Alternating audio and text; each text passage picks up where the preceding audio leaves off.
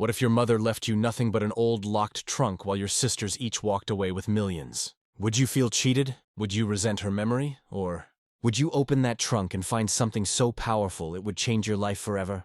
This is the story of Daniel Carter, a 34-year-old man who thought he had lost everything, until a hidden key to his mother's true legacy surfaced.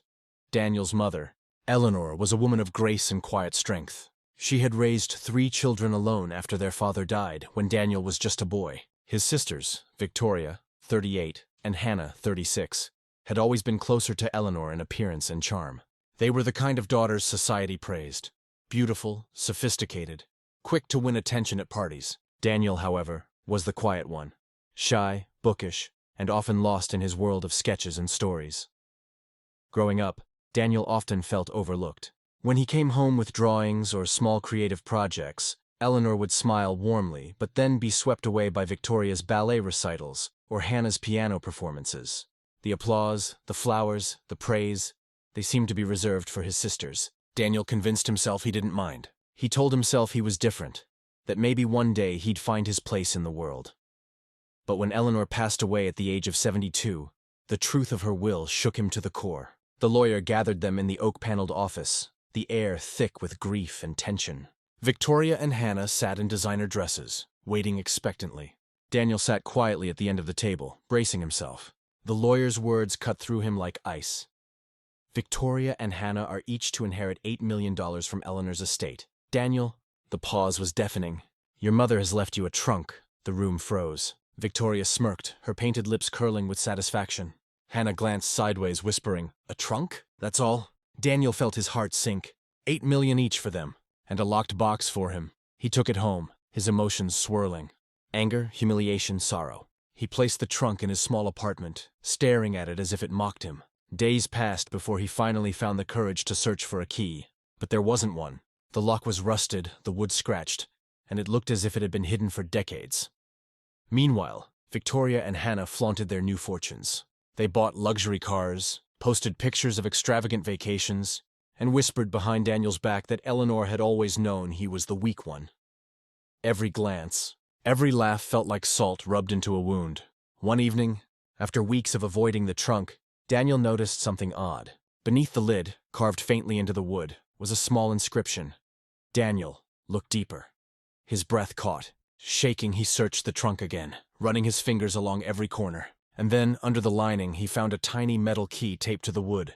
His hands trembled as he unlocked the trunk. The lid creaked open, and inside was not money, not jewelry, but stacks of old journals, photographs, and a small wooden box. Daniel's eyes filled with tears as he picked up the first journal. It was his mother's handwriting, neat and familiar. "To my son, Daniel, the one who sees the world not for what it is, but for what it could be."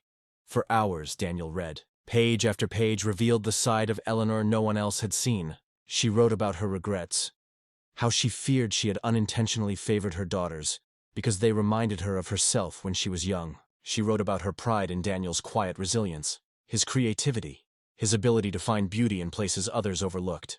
And then came the revelation. Inside the small wooden box was a deed, not to a house or a car, but to land. Over 200 acres of countryside, complete with a cottage, forests, and a stream. But that wasn't all. Alongside the deed was a letter from Eleanor.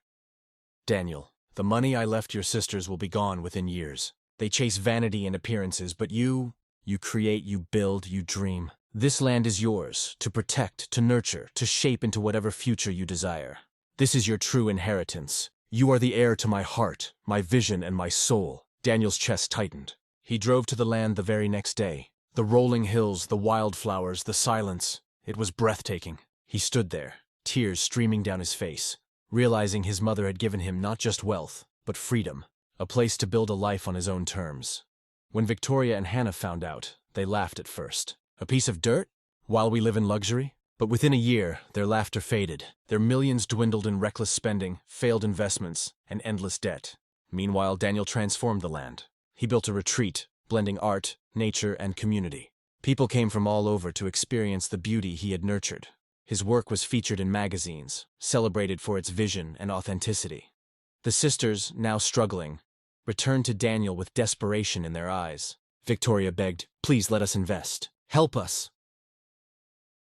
Hannah wept. We didn't understand.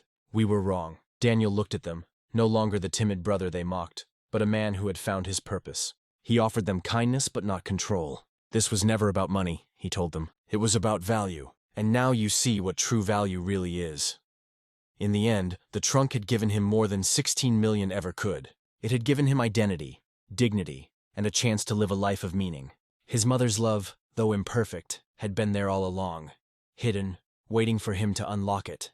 So, if you were Daniel, what would you have done? Would you have sold the land for quick money, or built something lasting from your mother's final gift? Because sometimes, the smallest inheritance carries the greatest fortune.